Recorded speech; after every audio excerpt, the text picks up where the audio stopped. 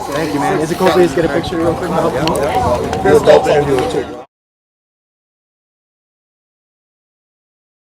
Hey guys, thanks for tuning in. I'm Damon Campbell with Music'sMyLife.com here outside of Fat Tiger in Chicago. Yeah. The Windy City, as you can tell. Super cold out this motherfucker. It's neighborhood Nipsey Hussle. Big shout out to Chirac, man. We out here thugging, getting ready for this concert tonight. Big shout out to Fat Tiger, man. You know what I'm saying? Good part of the city came through, show love at the pop-up shop. You know? What's up, though, man? Talk to me. Great to meet you, man. Definitely appreciate your time. Likewise. Now, you've certainly made it quite clear over the years that Bullets ain't got no name, whereas yours, I understand, actually came from your man, Baby Gooch. Yeah, my name definitely did. Shout out to my homeboy, Baby Gooch. You know what I'm saying? He, that was inspired by him. I can't take no credit for my nickname, man. That was my homeboy, just threw it at me. I like how it sounded, and I decided to run with it. I'm more, you know, identified with the hustle part, but then I did my research, found out who Nipsey Hussle was. Yeah. Shout out to him. Comedian, right? Yeah, for sure. Yeah. Just a genius, you know, on a lot of fronts. Yeah. There's certainly nothing funny about the type of environment that you come from, though, nor your music for that matter, which seems to be a direct reflection of that. Yeah. But you did manage to get a mention on SNL of all things a few years back. Oh yeah. Shout out to Saturday Night Live. That was funny, man, for sure. What was that about? That was about the We Are the World remake. I guess it was a 20th year anniversary, and I'm cool with QD3. That's actually one of my friends and one of the people I frequently work with. So he called us through. You know, my former management, Steve Lobel and Big U, set up for us to be a part of it. And I thought I was coming to just show love. Yeah. They like, hop in it. I'm like, I don't know the words to this song. Right. I don't know nothing. You know what I'm saying? So Saturday Night Live, you know, they cracked the joke because in the midst of bouncing around and, you know what I'm saying, the music playing, you know, I do what I naturally do off instinct and just threw the hood up. Yeah. And it was funny to the world. They thought it was crazy, but it was just me being me. Absolutely. You mentioned your hood. I know you're from the Rolling 60s. Yeah, the Crenshaw district, Slauson, the Crenshaw area. Yeah. But despite your history of crippin', I know that nowadays you're not really set tripping. Which I, for one, find to be a good thing, especially because anytime you trip, you obviously leave a scuff.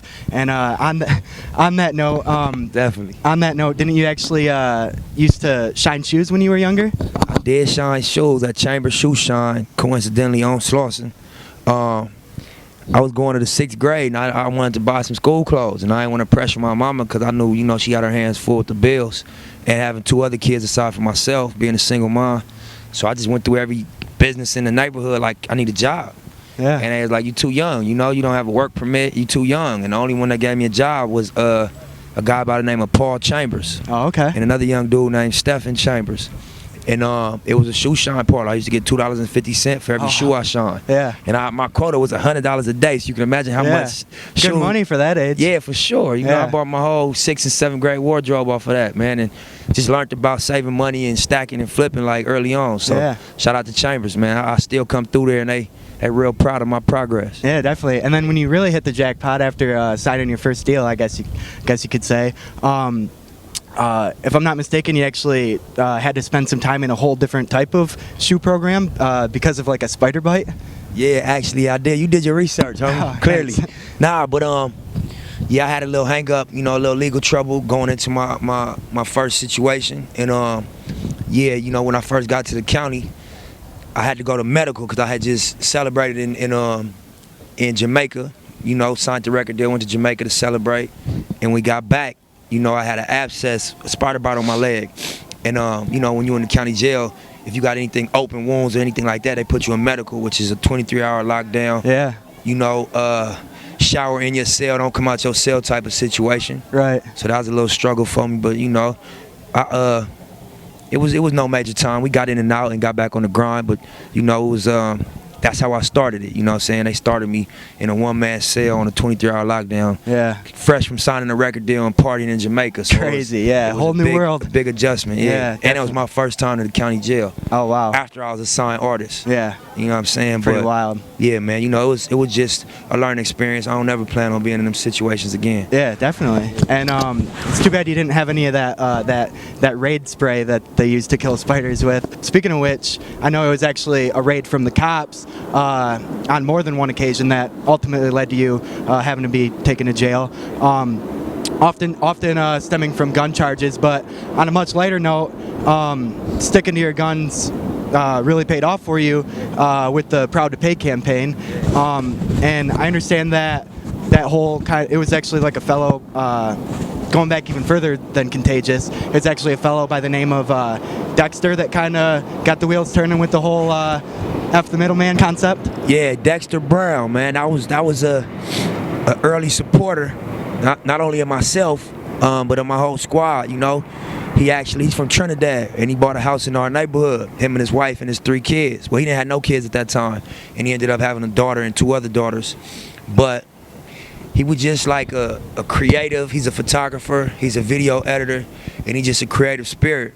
And you know what I'm saying, he basically opened his backyard for us, bought studio equipment, and gave us an outlet at a time when it was really important for us to have somewhere to go. Yeah. You know what I'm saying? So instead of hanging out on the block all day, you know, or, you know, being, you know, sucked in completely, we always knew we had an outlet to go create. So I'll go hit the block until I got enough of some weed and some chicken, and I'll go hit the studio right after that. That's where I got my name. Yeah, definitely. I was 14, 15, coming to the studio with an ounce of kush, a bucket of chicken, and they'd be like, this dude is always on his grind, you know what I'm saying? So, but big shout out to Dexter Brown, Lisa Brown, my family, man. I love y'all forever, man. They gave us an outlet at a real important time, for sure. Yeah, absolutely. And to your credit, getting close to the end here, by the way, I know you actually started off, you know, going directly to the people anyways, when you first started selling mixtapes out of the trunk of your 85 Cutlass, where I believe your sales pitch was if it's whack, throw it out the window. Yeah. But that wouldn't have worked out too well, though, for Ving Rhames' first time listening to your music, would it have? Nah, it wouldn't have. I mean, I would have told him the same thing, but I think. Well, I'm saying, because wasn't he actually on a plane like with his daughter's iPod? Yeah, so you can't throw shit out the window on the plane. For sure. Yeah, but nah, Ving caught wind through his daughter. He said he had a trip to South Africa, and he just grabbed his daughter's iPod, and the only thing on there that was like some street shit was my shit. And he listened to it, and he actually just wrote 2 films and gave me 2 leading roles in 2 films based on hearing my music. Yeah.